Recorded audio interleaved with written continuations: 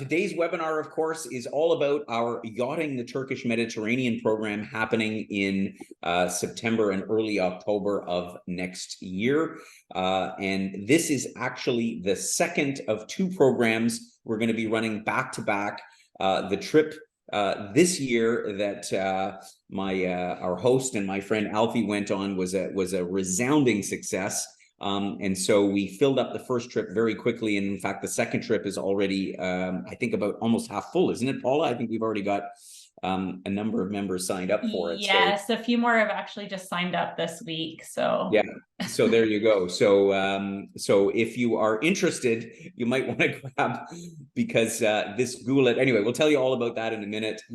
Just a couple of words before I introduce Alfie officially about Wheel and Anchor for those of you who are perhaps new to our community. I've been offline hosting a group for the last couple of weeks in French Polynesia, and so since then we've had a couple of hundred new members join us, so that's very exciting. So for those of you who may be new to Wheel and Anchor, a couple of quick words. We are a travel community based in Canada. Our office is based just outside of Toronto, but actually most of our team works remotely. And we are all about bringing travelers together. What that means is we really look to find people who have a like-minded view of how to explore the world and how to enjoy the experience of traveling around with other people. For us, the community aspect is really important to what we do, because there are lots of amazing places to visit in the world, but it's the sharing of those experiences, all of those memories that you create, that is as important, because that's what you bring back home with you. And I can report from our trip that I just hosted now. I'll tell you, some of the couples are like best friends coming off that trip. They just had such an amazing time together, and they're already planning dinner parties together and so on. And that applies for both our, about 2/3 of our members are couples, but a solid, I think, at least 1/3 of our members, Paula, are solo travelers, and so it's important to us, particularly for those who don't have somebody that they regularly travel with, to have a way to meet other people, make new friends, and get out and explore the world, because it's a lot more fun. So that's really what our key mandate is at Wheel and Anchor. And my goal, of course, is that everybody has an opportunity to become well-traveled and well-connected. And for us, the definition of that is all about slower travel where possible, taking time to sort of stop and smell the roses, if I can use that cliche, right? Because we travel, so much of organized travel these days is all about rushing around to try and see 6 countries in 10 days. And that's just not, I think, the way that the world should be enjoyed. You can't see everything. People think I've traveled everywhere in the world. I think I've traveled nowhere, comparatively to what all that there is. And so it's about taking time to experience what you can in the time that we have. And as I say, that's how you become connected to the local experience. So anyway, I won't go on about that. There's lots of it in all of our materials about Wheel and Anchor, but just to give you some context if you're new, let me introduce now the team. First of all, my name is Gordon. I'm the founder of Wheel and Anchor. We started this organization a little over 5 years ago. And I've been organizing trips for Canadians for over 30 years. Of course, I have an amazing team of people. Particularly, you may have come across Paula or Barb. Paula's with us on the webinar today. These are our frontline trip specialists, who are the ones who make sure that you get all of your questions answered and get you signed up to join our trips. And my special guest today, Alfie, who has been a host of a number of Wheel and Anchor trips, one of our most favorite hosts. Somebody was asking me how many the other day. I can't remember anymore. So that's a good thing, I think. It's a good thing. And so I'm actually visiting Alfie and his partner here in Australia this week. So it's a delight for me, because we live on opposite sides of the world, to be able to spend time with our hosts and exchange sort of experiences and feedback. And we've been talking about Turkey. We've been talking about the other trips that Alfie has hosted, because for us, every single trip is a new adventure and a new exploration, and we change things all the time. And so Alfie's here to tell you all about the Turkey program that he hosted just it's not even that long ago. It's only a month ago. It's only a month ago. You just got back. So. So all of the information is fresh in his mind, but first of all, I'm going to share a few pictures from the group this year. What was the vibe like? Like this is a bit of a different trip. I mean, having a private gulet. Yeah, so I mean, it's a good tour in that you get this mix of the time on the boat, but also the exploring of all the history. Obviously, the boat portion of the tour is a lot of sunbaking and relaxing and just wonderful food, but then you also get these wonderful cultural elements where you get off the gulet and we are touring around some wonderful areas, seeing all these incredible historical sites. I don't think you'd ever be able to get through all the historical sites of Turkey in a lifetime. It seems to be everywhere you step, you are stepping on some part of history. So yeah. And the beauty of this trip, Alfie, the way we designed it, and I think you confirmed that was the experience, is that we're going to see Istanbul at the beginning. We're going to take you down to a little peninsula on the Aegean Sea and the west coast of Turkey, which is the busier part of the trip. And then you get on a gulet for a week, and it's private. You're doing your own thing and that's like Gordon was saying, part of the philosophy is like making new friends while you travel. And I think particularly the gulet portion of this really lives that philosophy, because it's just a club. It's just a wheel and anchor club hanging out on the boat for the week, and it's amazing. Exactly. And so you can sort of let your guard down a bit. And this is like with any of our programs, we charter a ship in Croatia. We have a group right now on a private charter in the Mekong River in Vietnam. And the reports that I've been getting back is, again, it's such a different dynamic when you're with your own kind, if I can say that. And I don't mean that in an exclusionary way, but it is, let's face it, we are, particularly as Canadian travelers, we just have our own outlook on life. And anyway, I won't get into any more detail. You know what I'm talking about, that feeling. And so that's really what it's all about. And as you can see, lots of laughs. There's lots of laughing. Of course. But yeah,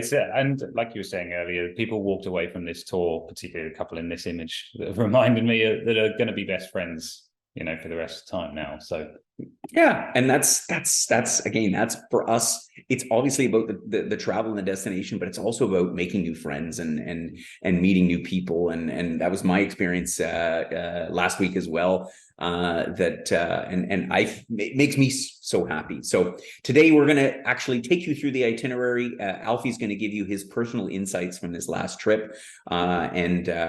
So yeah, let me give you the overall lay of the land. Of course, looking at the inset map here, Turkey is a huge country. And I think we often forget that, how large Turkey actually is. It's as big as France, or even bigger than France. So it's really one of the largest countries in Europe, although of course Turkey is bisected. So the European part of Turkey, which is on the west side of the Bosphorus, is actually only a small part of the country. The majority of it sits officially in Asia. And of course, our program is going to begin in the capital, Istanbul, which is one of my favorite cities in Europe at all. And of course, Istanbul is in Europe and Asia. It's a very vibrant, a very cosmopolitan city. There's so much to it. Alfie's going to tell you a little bit about his own experience. We're then going to go overland. So you're going to see a bit of the countryside down here to this little town, this little peninsula, this archipelago on the west coast around Ayvalık. We're going to spend a few nights in there. We're going to stop at Ephesus then, which of course is one of the most important UNESCO sites in Turkey, if not in all of Europe.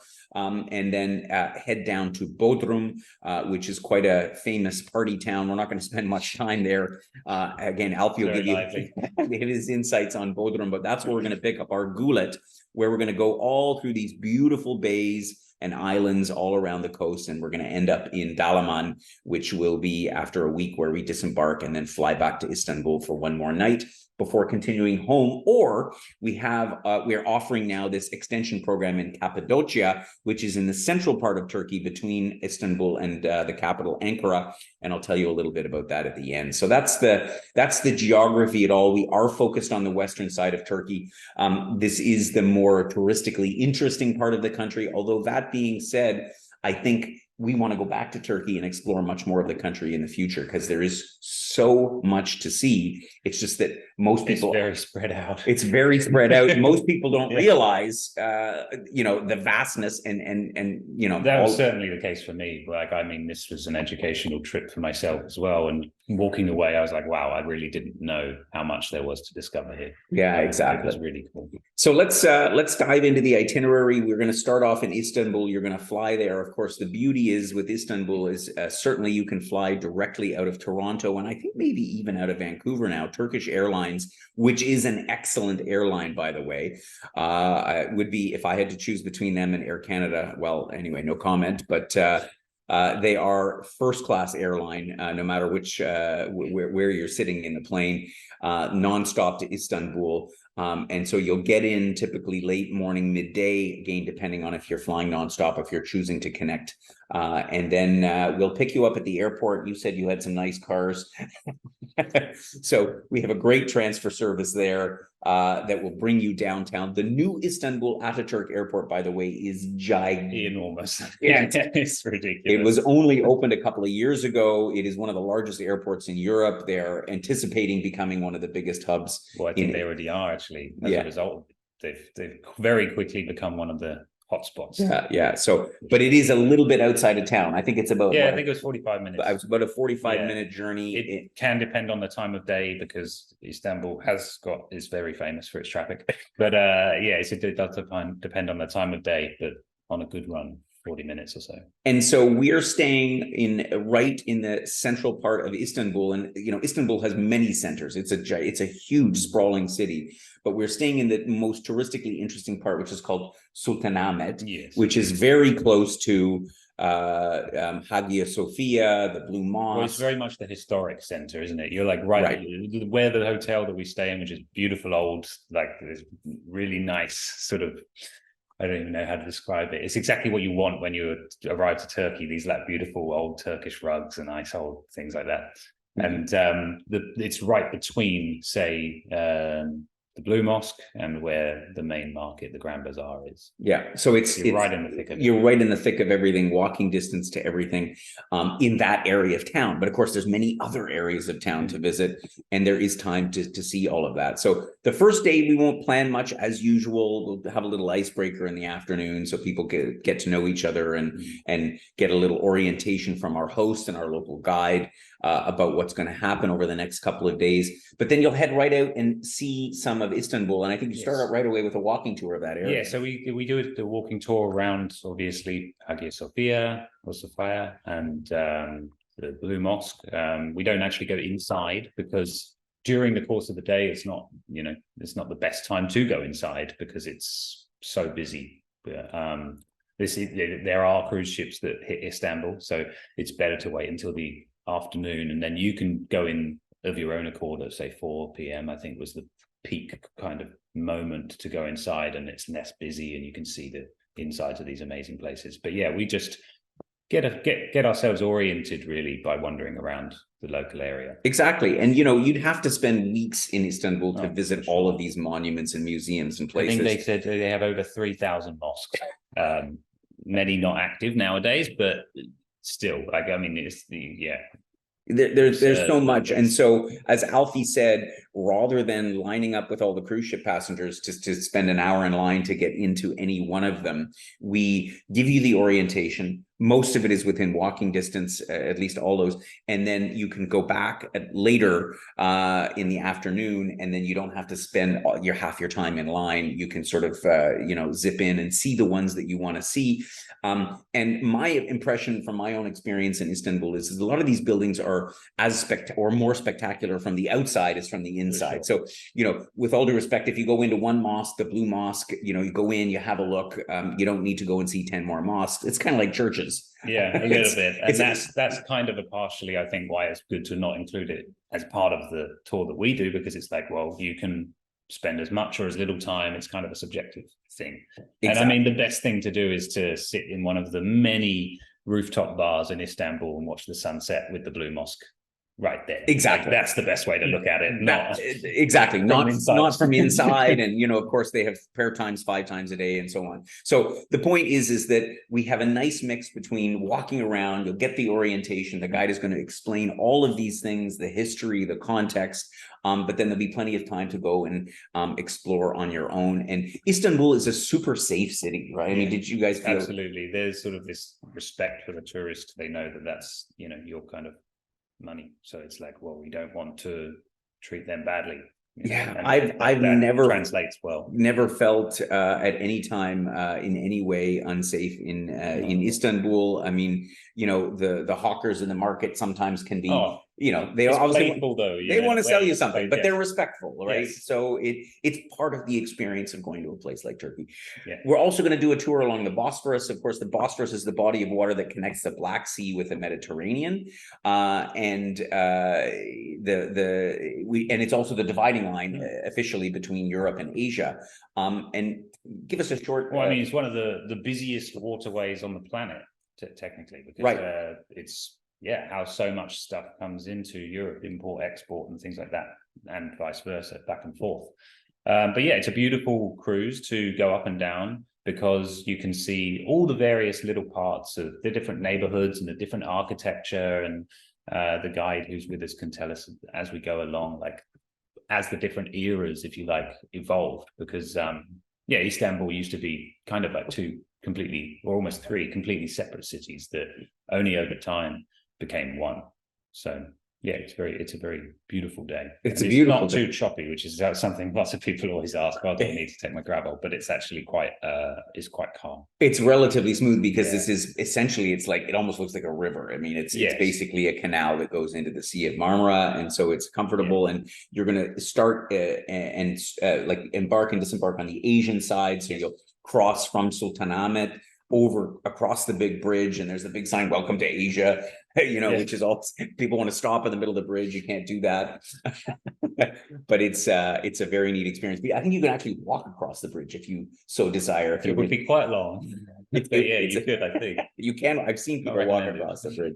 In any event, so that'll be a lovely day. And again, a whole afternoon at leisure to explore around the area of your hotel.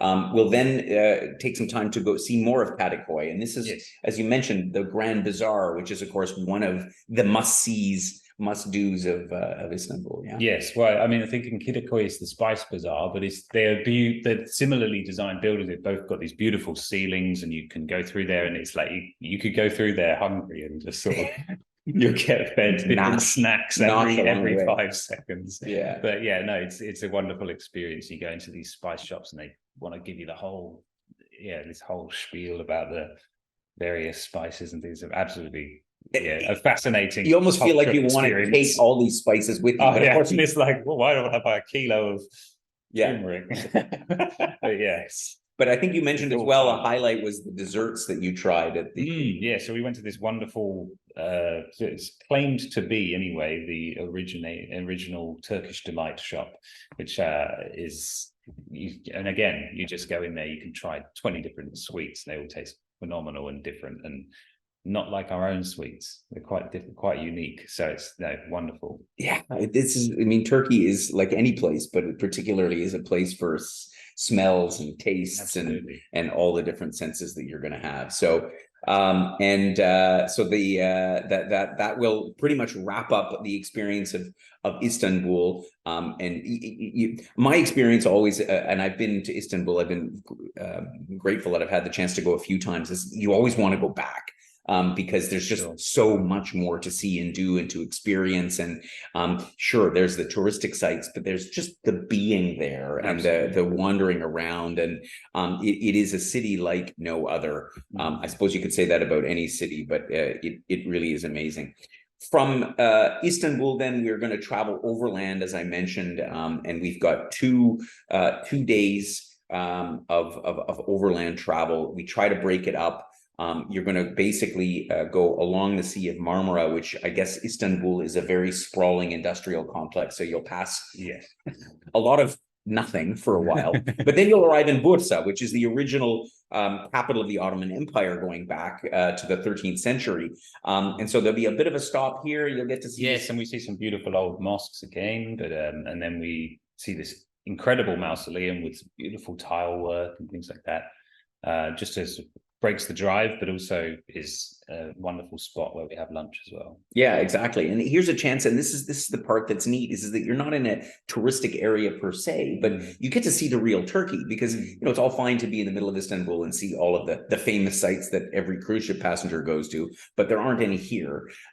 This is going to be the real deal. And then when you arrive, you're down, we end up here on the west coast on the Aegean Sea in a little town called Ayvalık, but you're correcting me because actually you're staying on Chunda Island. Yeah, Chunda Island is a part of Ayvalık, but it's like you can kind of, where Chunda is, you can see Ayvalık over the other side of the waterway there. But we're actually on a little island, And so and in fact, I'm going to jump forward to that picture because I think it does it a little bit more justice.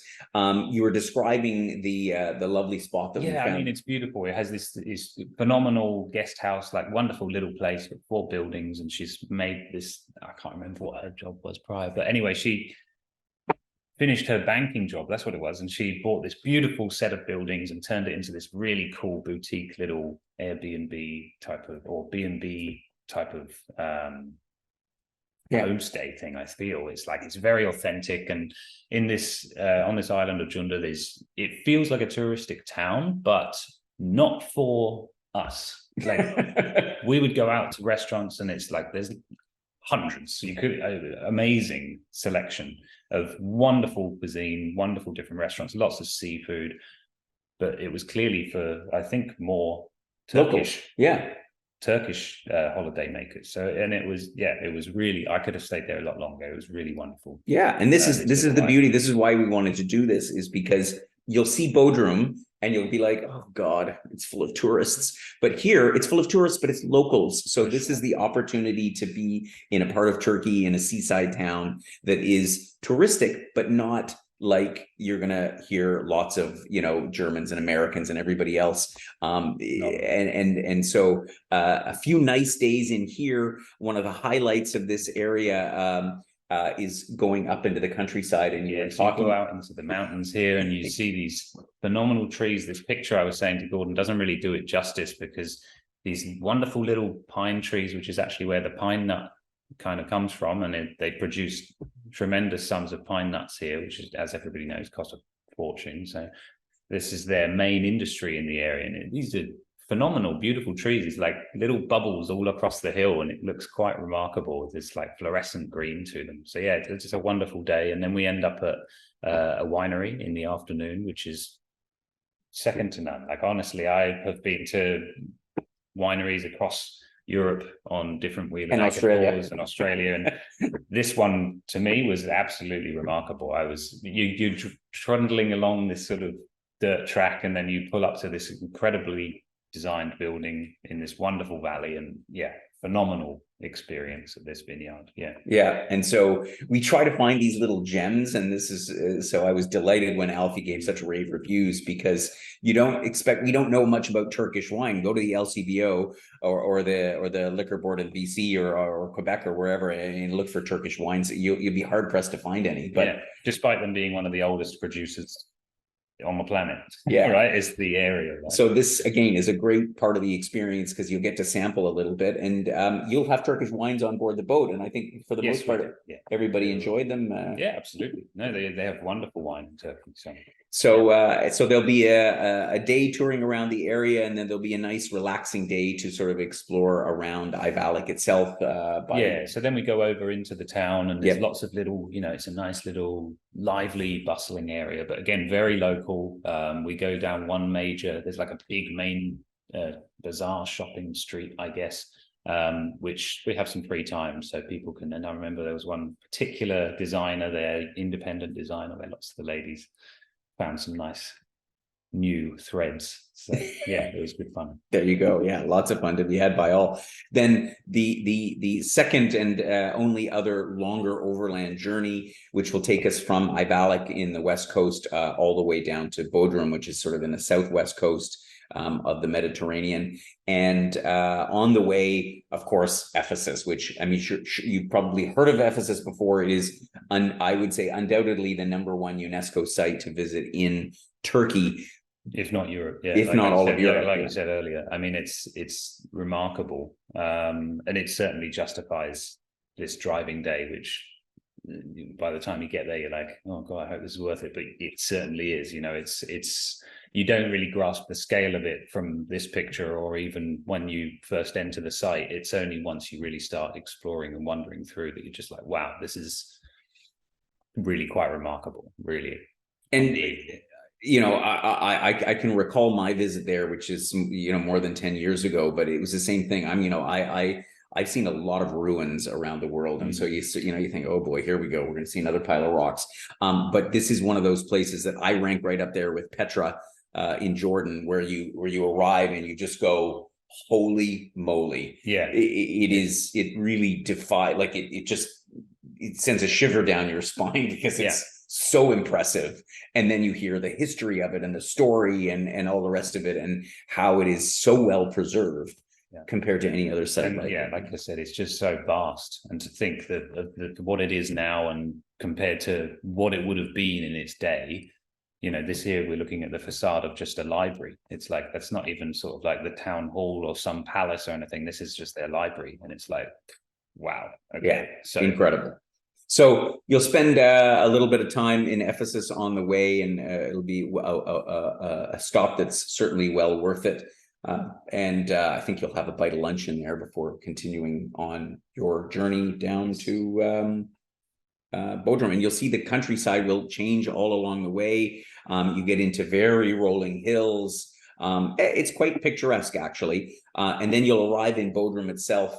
And this shot here is obviously an amphitheater in Bodrum.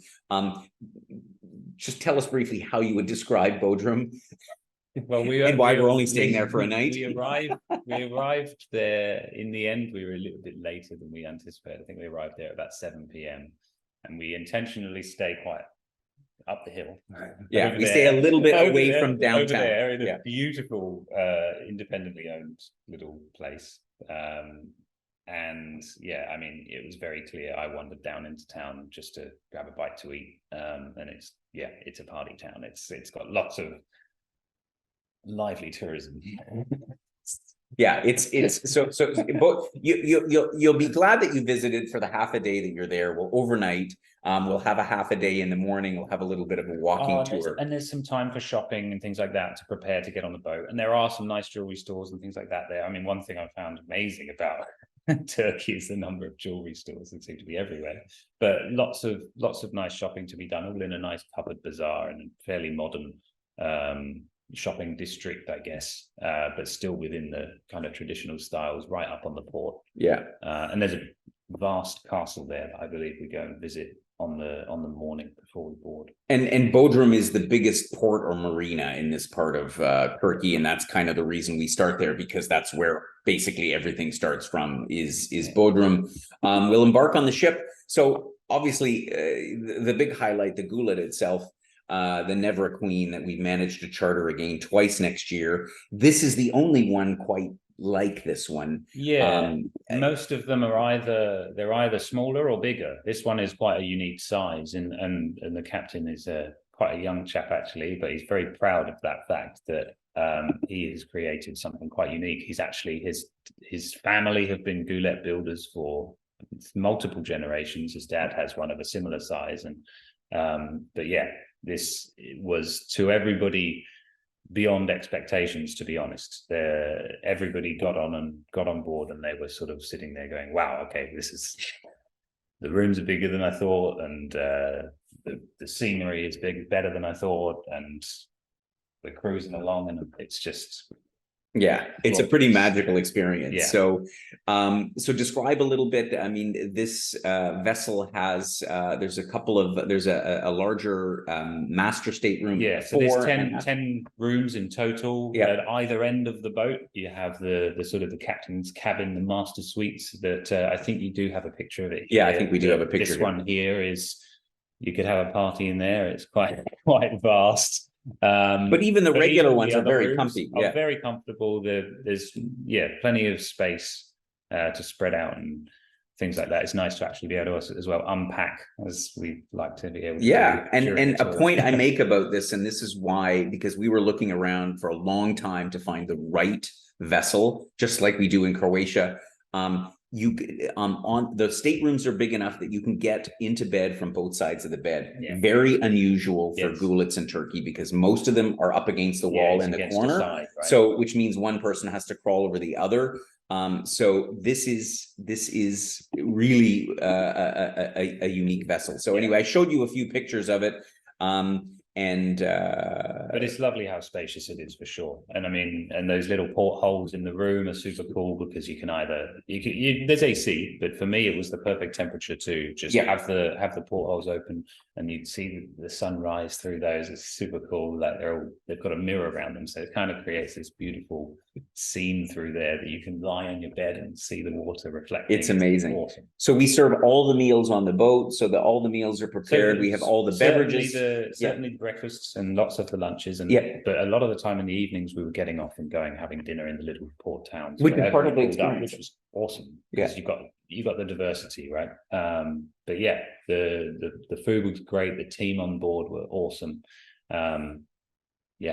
Amazing experience. Exactly. And the beverages we include as well. So we do a whole beverage package. So which means all of your soft drinks, the local wines. We do a list. Alfie had to top up a little bit from the last group. So, depending on. It's all right. We were having a lot of fun.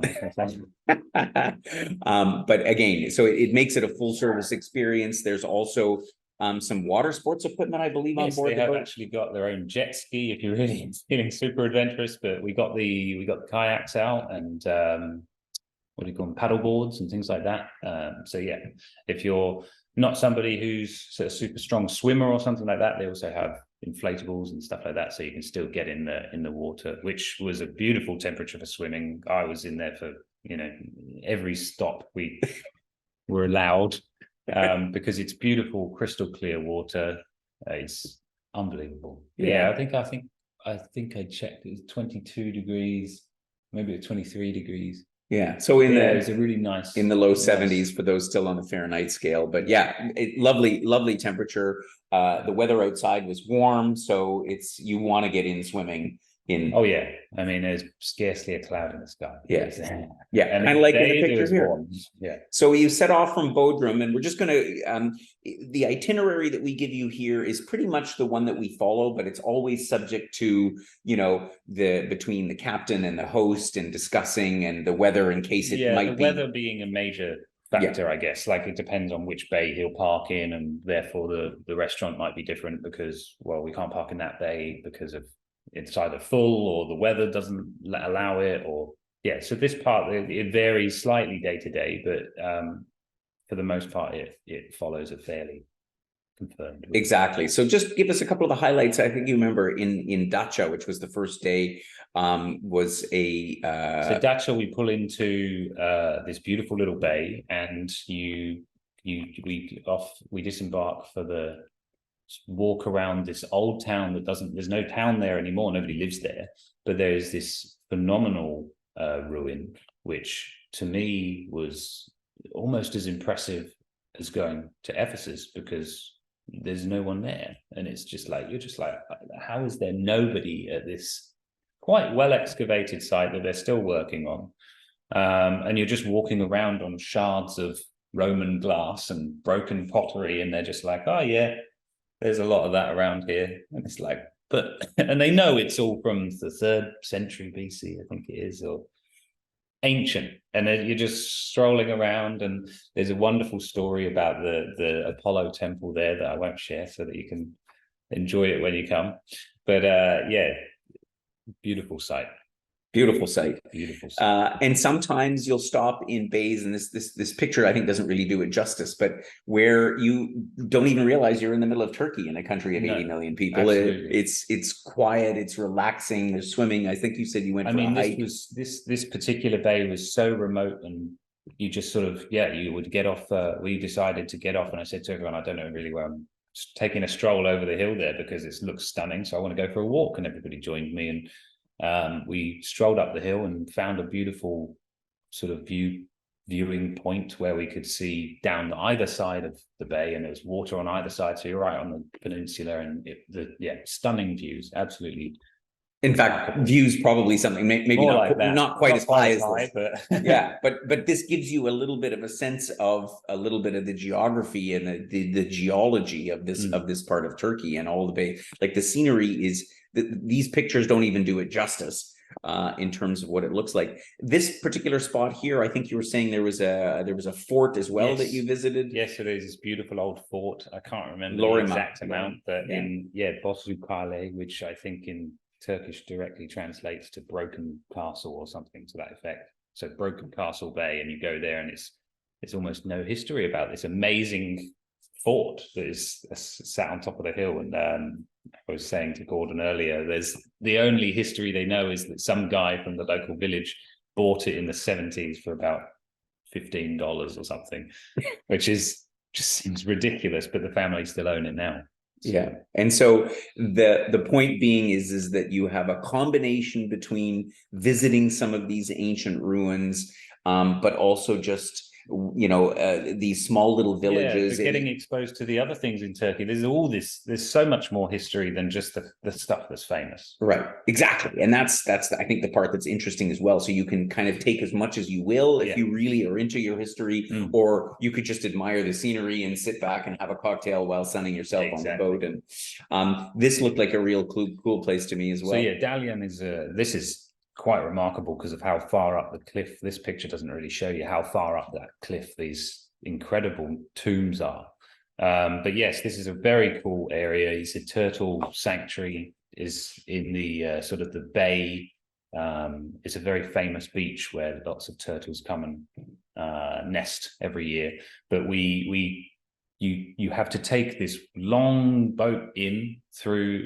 We have to get off our boat because it's too big, and we get off the gulet and get on a smaller little wooden vessel, and they take you up this wonderful waterway. And then you arrive in this very interesting town. You see these incredible things, mausoleum things on the cliff there. And then we ate the most remarkable meal in this town. It's amazing food. There's a good population of tourism there, but for the most part, they're doing it the opposite way to us. So they're staying in the town, and they're going out to the famous Turtle Beach. Whereas we're staying obviously out there on the boat and coming in and visiting them for the day and heading back out. The best way to go. Exactly. The best way to go. The opposite. So again, just looking at some of the scenery here, these beautiful bays, my own memory of it as well. And the Mediterranean is so blue in Turkey. The color of it is amazing. You wouldn't even believe it. You think, because we don't, we think about the Mediterranean. Photoshop. But it is as stunning as it is. This is another spot, I think, where there's a little ghost town or something here in so actually this one, I must say, had a degree of familiarity because there is a place in the Turkish part of Cyprus where we visited that was a bit like this. But there's this completely abandoned town that's quite fascinating to wander around. There was one place that was being done up just on the outskirts of it, where they were turning it into a beautiful looking hotel, but it's quite remarkable walking around this. It's all up a big slope, and you can just see all these ruins of these old buildings. Very fascinating. And we stopped here and had a very local traditional sort of sandwich lunch type, like Turkish. I don't know quite how to describe it, but it was a very interesting meal that we had there as well. Exactly. So great stuff along the way. And then one more day on the boat. on the Gulet, and we pass by Tersane here, and then yeah, I think there's one more set of sites to visit before we have Yes. So yeah, I mean, this is where I think you get to go and see.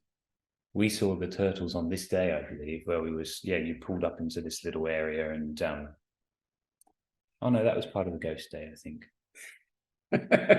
So many Those good two memories days to mixed have. together. But yeah, I can't quite recall what the Tursan day was. Yeah. Anyway, there are many more ancient tombs and a lovely village there. I think this is you stay overnight in Göcek Yes. Harbor, where yeah, you can explore in a little bit, and yes, and lots of wonderful restaurants again. It's like and lots going on in Göcek. Yeah, and all in all, then we'll unfortunately say goodbye to the cruise on the last day in Dalaman, and from there fly up for one more night in Istanbul. We stuck in an extra overnight just out near the airport, just to make for an easy departure day the following day, so that folks can fly out on whatever flights that they want to go on.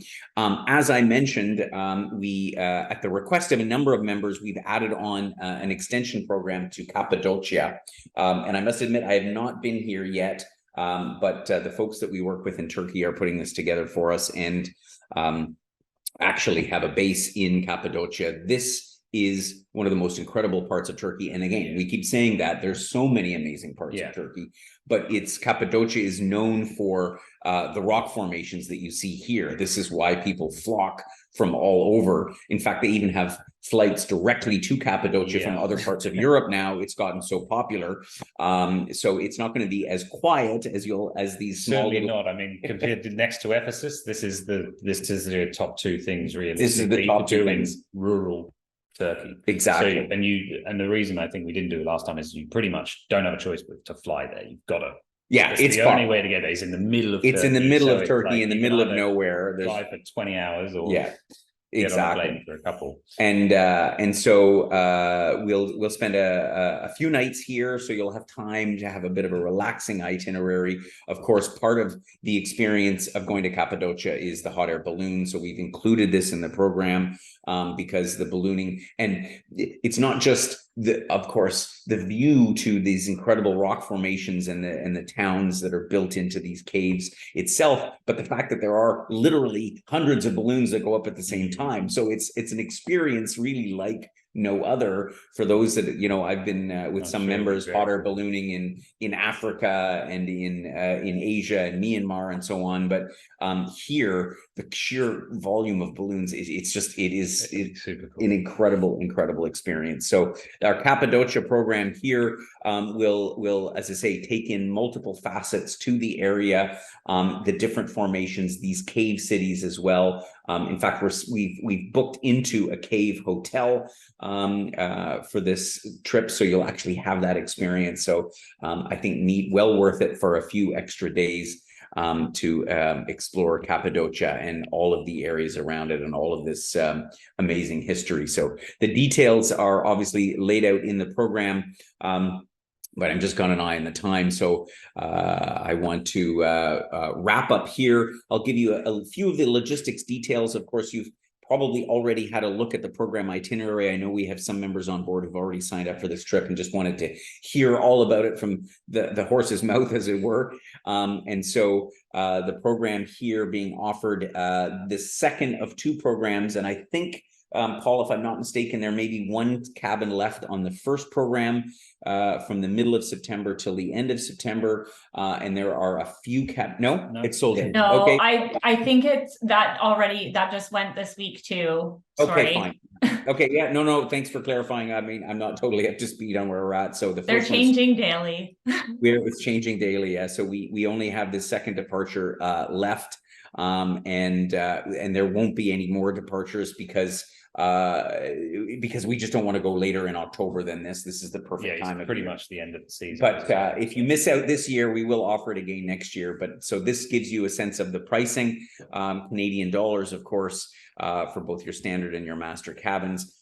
Everything that I mentioned is included. I'm not going to go through all the details on here. It's obviously all in the program itinerary. So it's 16 nights with 9 nights in hotels and 7 nights, obviously, on our private gulet, and the extension program there, which includes the domestic flights back and forth, and 4 nights out there in Cappadocia, and as well as breakfast every day and so on, and the local touring and so on around. So the only thing that we is not included, of course, is the international airfare, which our office can obviously facilitate for you, or I should say our affiliate office that handles our air bookings. The visa for Turkey, which is fairly straightforward, can be done in advance, as well as any trip cancellation insurance, which we do highly recommend. And again, Paula and Bart can assist you with that. Flying over to Turkey, just so to give you a sense of budget, if you're flying from the East Coast, you're probably looking around $1,300 to $1,600. I think, Paula, most members were able to get flights more or less in that range this year, if my memory serves me correct. Yeah, roughly. Yeah, for economy, definitely. For economy, yeah, obviously, yeah. If you're looking at premium economy or business, you know, we can quote you on that as well. But just to give you a little bit of a sense from a budget standpoint, what we're talking about, for those of you who sign up for the trip, we do have an early booking bonus, if there's even any spots left by the end of the week. But we do have a couple of $100 off that we're able to do, because we are get a bit of a better deal, like we're doing with a lot of our programs. We're negotiating that if we pay deposits up front, they give us a bit of a break, so we pass that on to you. So now it's time to address any questions that we have, so we can wrap up the webinar. And let's see, I think a couple of questions have come in already. Yes, Susan's asking about the cost of the hot air balloon ride. I believe that was included. Am I correct? I believe it is included as well. No, sorry. It is optional. Sorry. It is not included. The cost for the hot air balloon ride is, to my recollection, and we will confirm this back, I believe is $300. But the reason we don't include it is because they can't confirm until literally 24 hours in advance. So you can't really pre-book it, because it is a little bit weather dependent, of course, as hot air ballooning is. And so if for some reason, it's from what I understand, it goes 90% of the time. But if you happen to be unlucky in that 10%, so that's why we don't include it. Yeah, so that's that addresses that. And Paula, you'll remind me, we'll confirm the current price of the hot air balloon ride. Yes, I was just trying to look it up behind the scenes, what if I can get an answer right now. Yes, I will definitely let you know. Susan also had another question here. I don't know if you've seen it come in with respects to travel advisories and booking. So I think, Susan, your question, we can chat about it offline, because I think it's addressing two separate things, like travel to areas that are affected by the earthquakes, but then you've mentioned medical insurance. So yeah, the travel advisory for Turkey has been in place, actually, this level for many years. It actually hasn't changed. The eastern part of Turkey is in an earthquake zone, as is much of the west coast of the United States, and frankly a lot of places around the world. And so you know, earthquakes do occasionally happen. Where we're going, they're less common. In Cappadocia is more in the center of Turkey. So it is sort of in the earthquake region. I mean, you know, technically any place is. And earthquakes are one of those things that really can't really be predicted far in advance. So as with any destination that we offer, we you know, urge members, you have to sort of consider your own risk tolerance in terms of going there.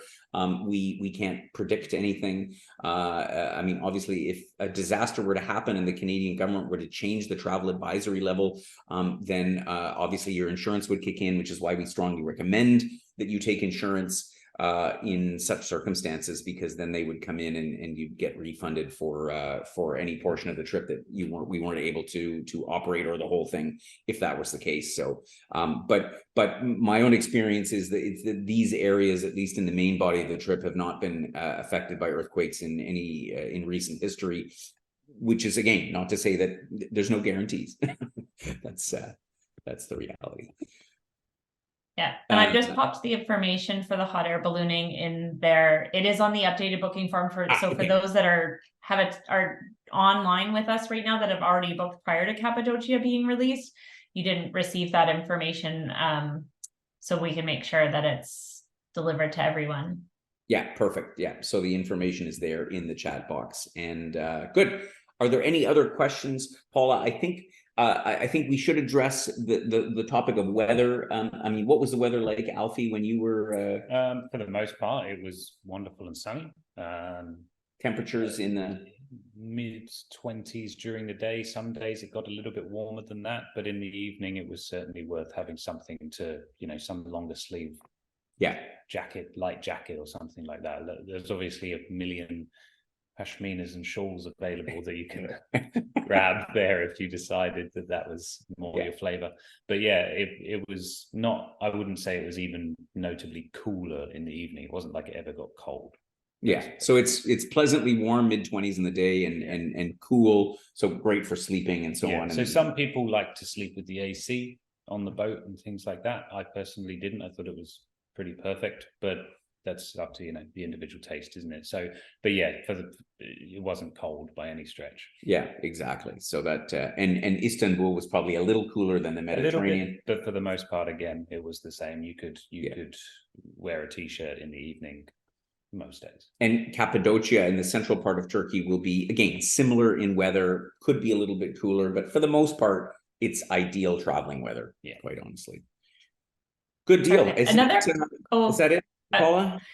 I was just going to say one other common question while we've got Alfie online. I think people would love to hear, like sea conditions and would be one thing. So what your experience was for those of our members that sometimes maybe are a little bit uncertain about being on the water and getting on and off the boat. Like, I think you mentioned at one point our boat was too big to get into an area, so you got into smaller craft. If you can share about that.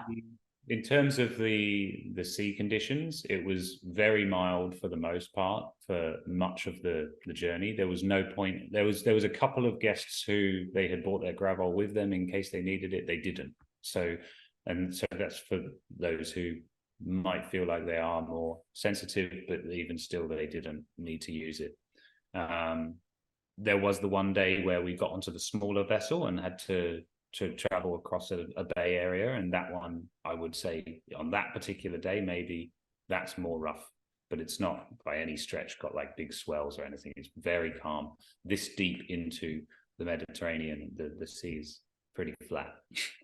And in terms of getting on and off the craft, it very much depended on whether we were able to actually port. So many of these bays, the towns have got an amount of port space, but if the port is full, the boat can't pull right up to the port. So it does mean that you're coming on and off of the boat via Zodiacs.